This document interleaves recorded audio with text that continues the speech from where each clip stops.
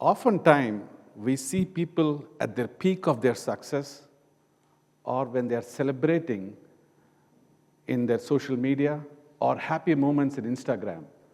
What we don't focus is how the steps they took to get there, the hardships they faced to get to that stage, how uncomfortable they were in the decisions they made to get to that stage. We ignore that, but we spend a lot of time on celebrations that they do. I'm Prakash Kota. I'm an enthusiast from an automation standpoint, a change agent, and continuous learner, as well as an individual with growth mindset. I'm here to talk about, for the next few minutes, how to get comfortable to be uncomfortable. I think in this continuous change that is happening, more than ever, one thing that is constant is change.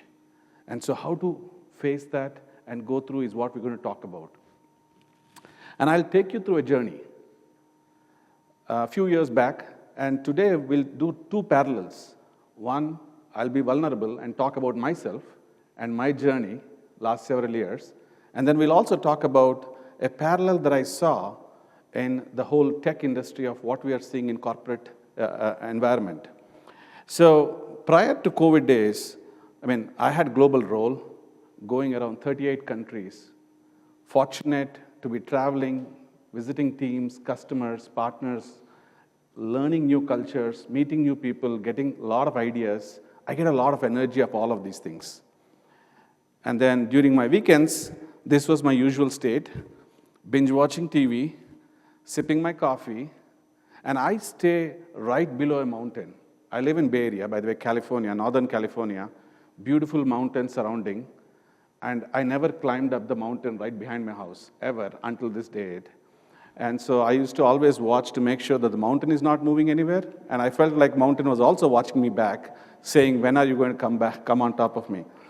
And then that was Ginger, right next to me, who also is very comfortable in that position for 18 hours a day. He feels like he has earned it. And so that was my state. And then COVID hit, just like for many of us. And being an extrovert and going all over the world, it really hit me hard. I really needed a purpose, a connection to make. And then I finally decided, you know what? I'm going to climb up that mountain.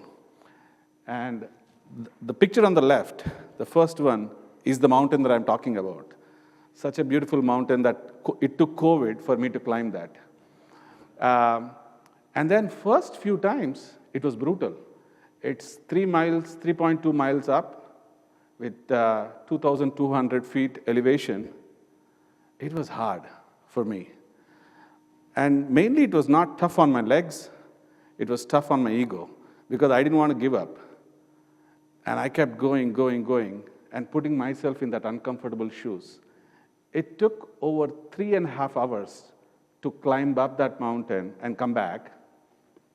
And then eventually, I got to a stage where I started feeling comfortable.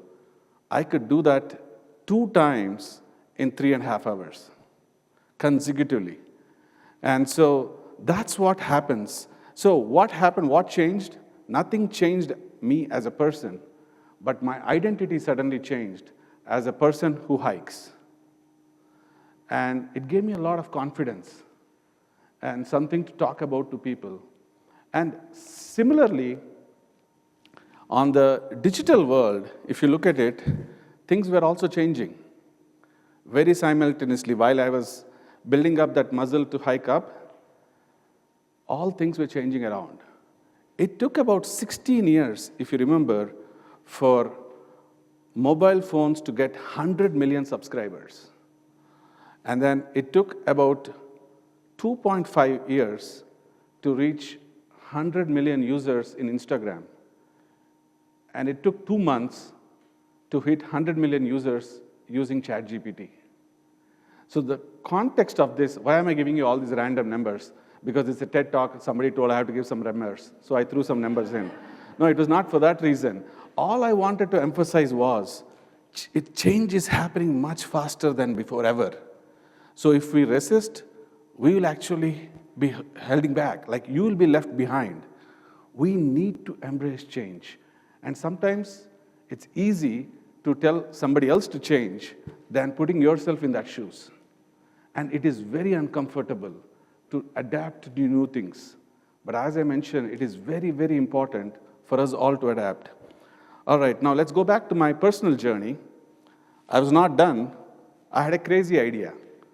Just after hiking a few times, this 3 miles up, and I told my family and friends, hey, I'm thinking I want to do something outside of this mountain behind me. And I said, well, what about Everest Base Camp? They all laughed, including Ginger, and I almost laughed too. But I said, no, I really want to do this. And I want to do this in next 100 days. And that was crazy. But then it took a lot of discipline, planning, 90 days worth of training that I had to do, and this was 2 years ago. And I did that. Every day, I skipped my Netflix marathon and started doing 18K steps before my breakfast, going up a couple of times and getting to a rhythm to get going, and planned. And I started that journey. It was very uncomfortable, but I had to take that step. And the key portion of all of this experimentation was I was going along with 22 other new people that I have never met before. So it was a group of 23. It was actually a group of 22. I tagged along in the final stage, so made it a really odd number. But it was 23 of us, and I had never met anyone before. So, and then, similarly, if you look at any office environment, if you join a new project or do something new, it's a group of people that you collaborate with. And it could be projects that you all do too. You're working with different personas, different personalities, and all that happens. And so, a lot of learnings. It was an 11-day trek, and each day was different. We definitely had a plan for every single day, but nothing happened according to plan, just like how it happens in corporate world. And I'm sure the same thing in the university too, when you plan to do homeworks or do some submissions. But that's exactly what was going on. And how do we tap into each other? Because all of us had the same mission, to reach up to the top, to reach the summit in 11 days and come back safely. That was the common goal that we all had. As long as we had that common goal, I think it was really important for us to tap into each other and support each other to complete that.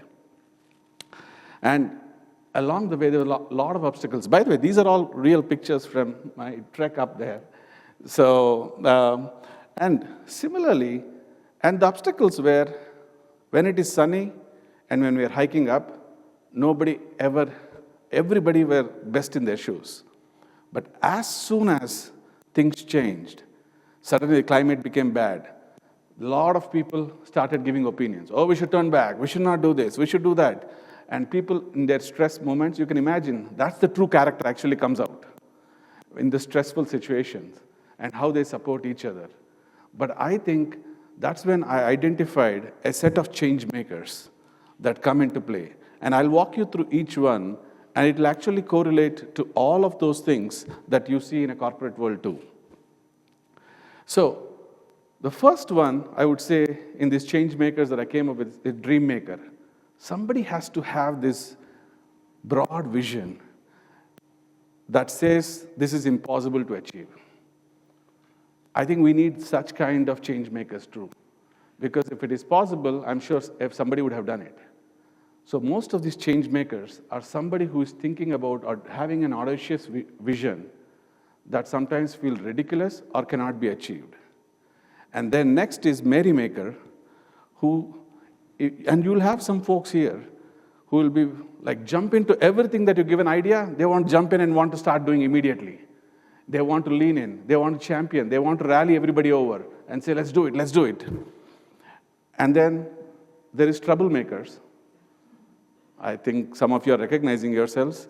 But this is also not a negative thing, because we need those courageous, bold people who will raise their hand and challenge the thought process or the plan in action. because that's how you refine things. Because a lot of the times, even in a corporate environment, a lot of us have questions, but we don't speak up. We'll say, oh, let's wait for somebody else to ask this tough question. So those are these change makers, which is also very equally important. Then we have these path makers who really figure out the path, mitigation steps, and then readjust the plan as needed for us to get going. And then rainmakers, who are like go-getters, finishers, who actually complete all of these things that are required. And in your life, I would say all of these change makers are necessary. And if you look at your own personal stories, different phase of your life, you probably play different roles that I talked about. And so there's no right or wrong. It's important that you have to evolve around this different change maker aspect. But the key thing that is constant is change. So I would say, in whatever you do, you identify yourself. What are you? Which change maker are you? And what do you want to become? And then surround yourself with other change makers here in the room so that you can really accomplish that. And by the way, reaching the goal was definitely what I was talking about, going back to my personal story. We did make it to the top. So 11 days, we reached the top, made a lot of connections, and we still have this WhatsApp group with all the other 23 people, still share a lot of pictures and fond memories when we hear news about EBC and whatnot, Everest Base Camp stories. But I think the key thing is, it's more about taking that step and not knowing, when you take the first step, it's not like you know everything planned. You'll figure it out along the way. And so for me, what I want to leave all of you behind is 3 key takeaways. 1, be bold, have a vision, and rally others. And then second, create a psychological safety environment with whom you work with. Then people will be willing to take risks. Because they know when they fall, you're going to lift them and put them back on track and put them back on the path. And third, you'll always not have all answers. If you have all answers, then you probably are not doing something that's risky or that's not audacious or ridiculous. So if you're thinking of doing something big, expect to have a lot of questions than answers. But that's part of the plan. And if you're fumbling along the way, don't worry. It's part of the climb. You will get better. So I would say, ask yourselves, what is your Mount Everest here? Whatever that goal is. And how do you want to achieve it? And how do you want to create that path where you surround yourself and be that change agent to drive? But to do that, you have to take the first step. And you also need to get comfortable to be uncomfortable. Good luck. Thank you for having me.